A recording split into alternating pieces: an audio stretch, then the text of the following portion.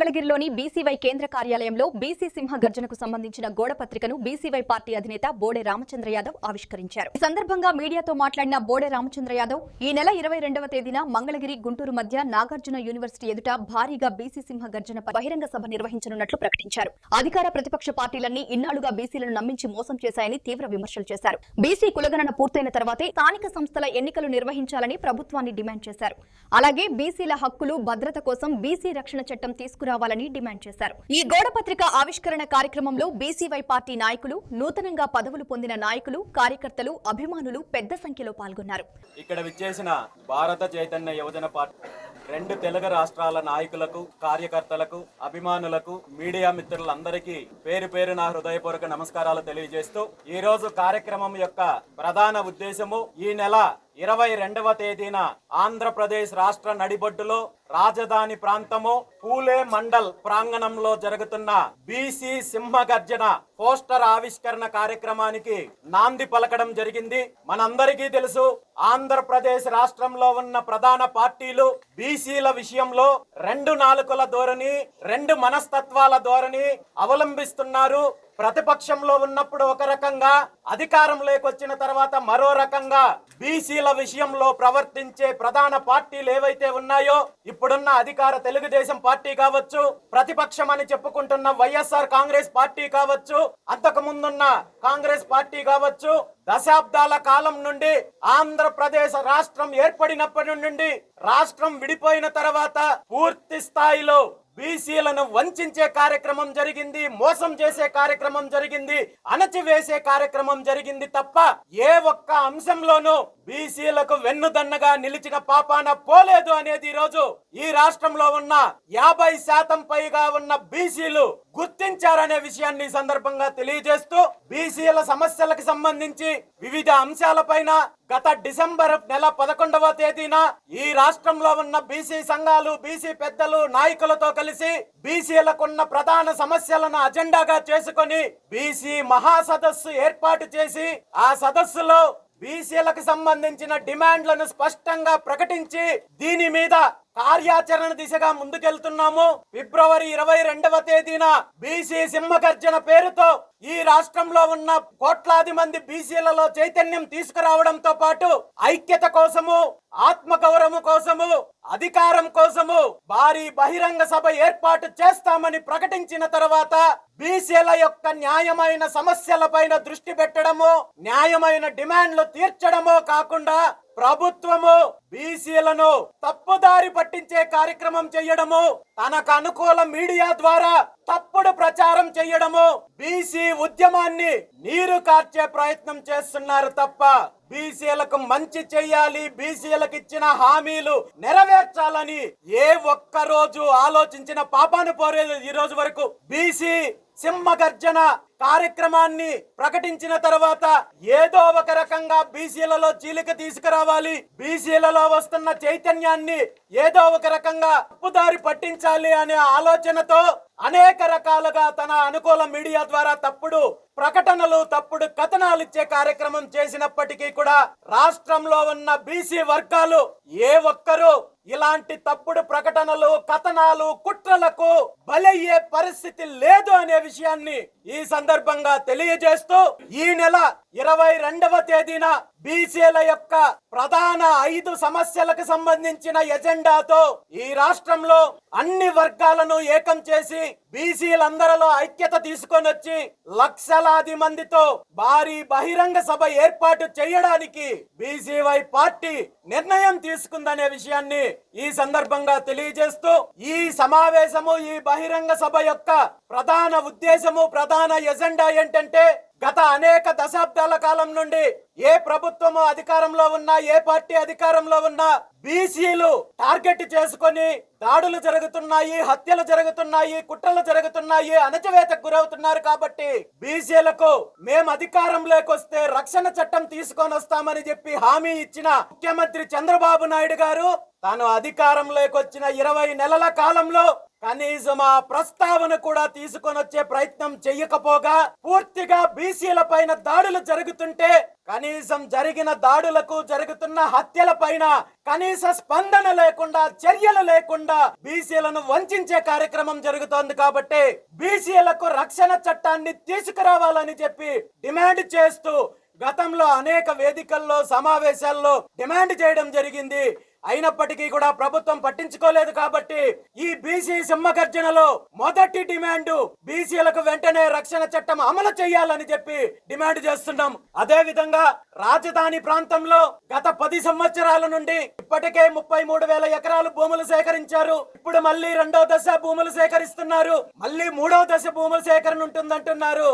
అంటే 70,000 ఎకరాలకు పైగా రాజధాని పేరు చెప్పి నిర్మాణం పేరు చెప్పి భూసేకరణ కార్యక్రమం చేపట్టి ఇలా సేకరించిన భూమిని ముఖ్యమంత్రి చంద్రబాబు నాయుడు గారు తన కుటుంబ సభ్యులకు, తన బినామీ కంపెనీలకు, తన అవినీతి కంపెనీలకు, ఎవరైతే తన కోటరీలో ఉన్న వాళ్ళకి అప్పనంగా కట్టబెట్టే ప్రయత్నం జరుగుతోంది. కాబట్టి ఈ రాజధాని ప్రాంతంలో ఈ రాష్ట్రంలో 50% పైగా ఉన్న బీసీల యొక్క వాటా ఏంటి అని ప్రశ్నించడానికి ప్రధాన ఎజెండాగా రాజధాని ప్రాంతంలో కనీసము 1000 ఎకరాలు బీసీల కోసం కేటాయించి ప్రతి కులానికి సంబంధించిన భవనాలు నిర్మించడంతో పాటు రాబోయే రోజుల్లో భవిష్యత్తు తరాలకు అభివృద్ధి పరంగా కావచ్చు, బీసీ పెట్టుబడిదారులకు కావచ్చు, బీసీ పారిశ్రామికవేత్తలకు కావచ్చు భూములు కేటాయించే డిమాండ్ ని రోజు ముందుకు తీసుకొస్తున్నాము.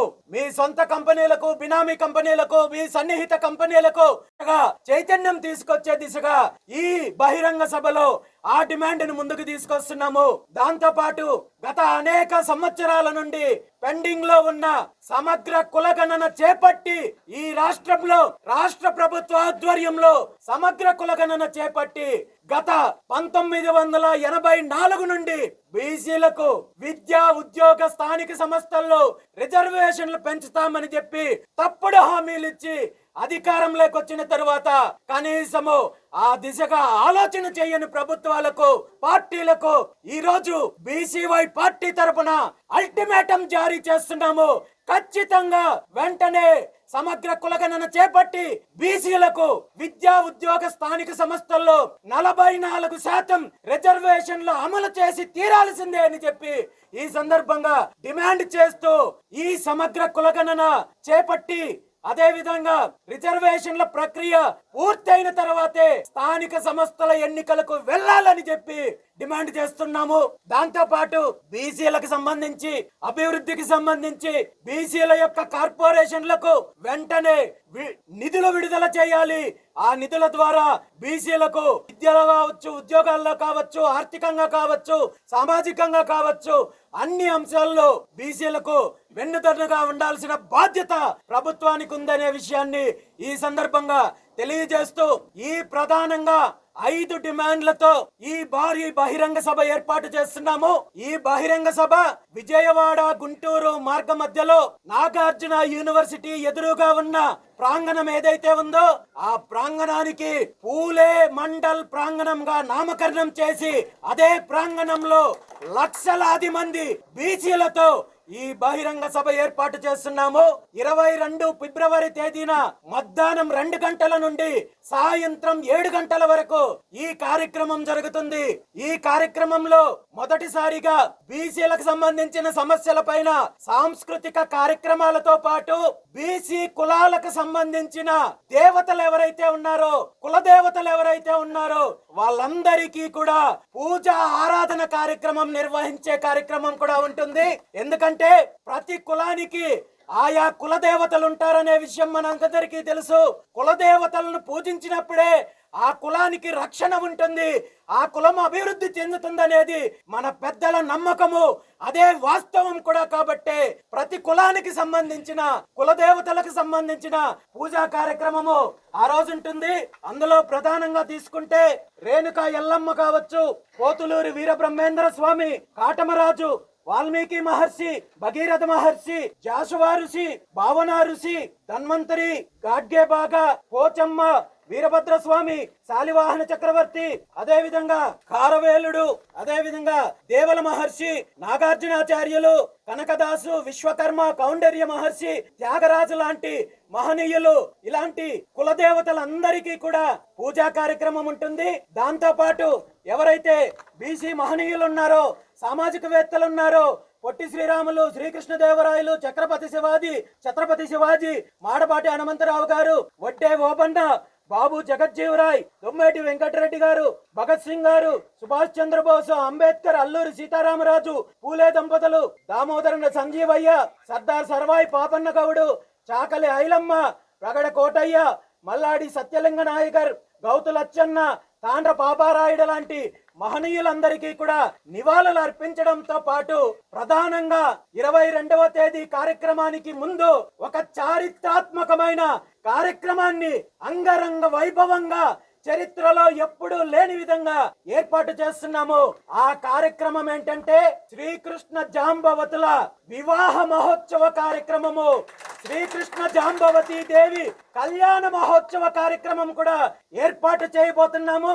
ఈ కార్యక్రమం యొక్క ప్రధాన ఉద్దేశం ఏంటంటే, మనందరికీ తెలుసు శ్రీకృష్ణుడంటే కేవలము ఆ విష్ణుమూర్తి యొక్క అవతారం మాత్రమే కాదు, ఈ లోకానికి భగవద్గీతను అందించిన దేవదేవుడు మాత్రమే కాదు, చరిత్రలో మొట్టమొదటిసారిగా సామాజిక న్యాయాన్ని కోసము, అదే విధంగా వృత్తుల ఆధారంగా ఏర్పడిన కులాలను ఐక్యం చేయడం కోసము ఆనాడు శ్రీకృష్ణ భగవానుడు మాదిక సామాజిక వర్గానికి చెందిన జాంబవతి దేవిని వివాహమాడి కులాంతర వివాహానికి నాంది పలికిన మొట్టమొదటి చరిత్ర పురుషుడు కాబట్టే అలాంటి మహోన్నతమైన కార్యక్రమాన్ని, ఇలాంటి చారిత్రాత్మకమైన కార్యక్రమానికి ముందుగా శ్రీకృష్ణ జాంబవతుల కళ్యాణ మహోత్సవాన్ని అంగరంగ వైభవంగా నిర్వహించడానికి సిద్ధంగా ఉన్నామని చెప్పి ఈ సందర్భంగా తెలియజేస్తూ, ఈ కార్యక్రమానికి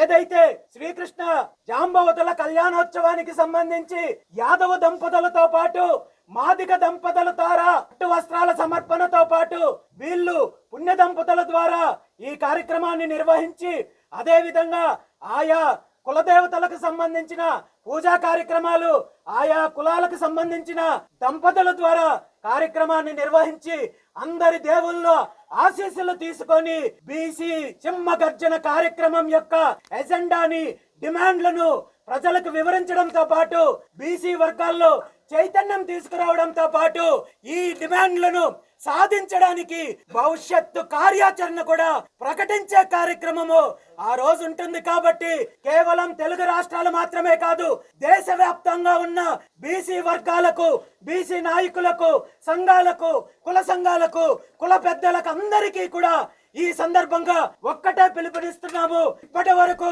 వంచనకు గురయ్యాము, అణిచివేతకు గురయ్యాము.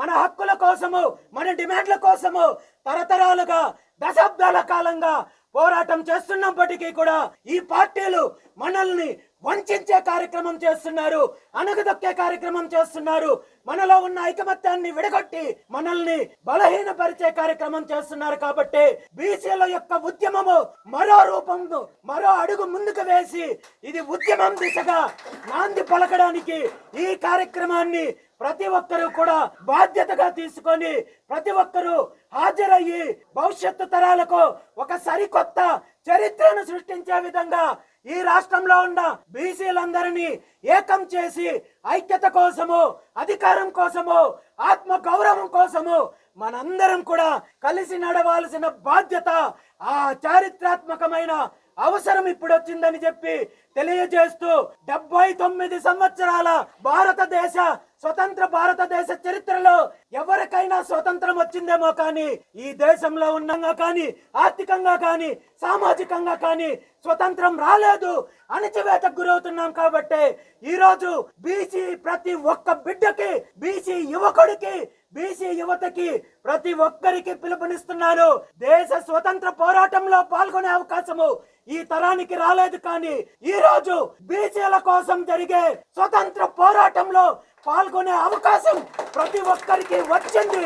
దాన్ని బాధ్యతగా తీసుకొని మనము కలిసి నడుద్దాము, మన హక్కులను సాధిద్దాం, మన డిమాండ్లను సాధిద్దాము. బీసీల యొక్క శకానికి నాంది పలికే మహోన్నతమైన కార్యక్రమానికి ప్రతి ఒక్కరూ సహకరించారని చెప్పి ఈ సందర్భంగా కోరుకుంటూ ఈ రోజు ఈ పోస్టర్ ఆవిష్కరణ కార్యక్రమానికి విచ్చేసిన ప్రతి ఒక్కరికి కూడా ధన్యవాదాలు తెలియజేస్తూ సెలవు తీసుకుంటున్నాను. జై హింద్, జై బీసీ.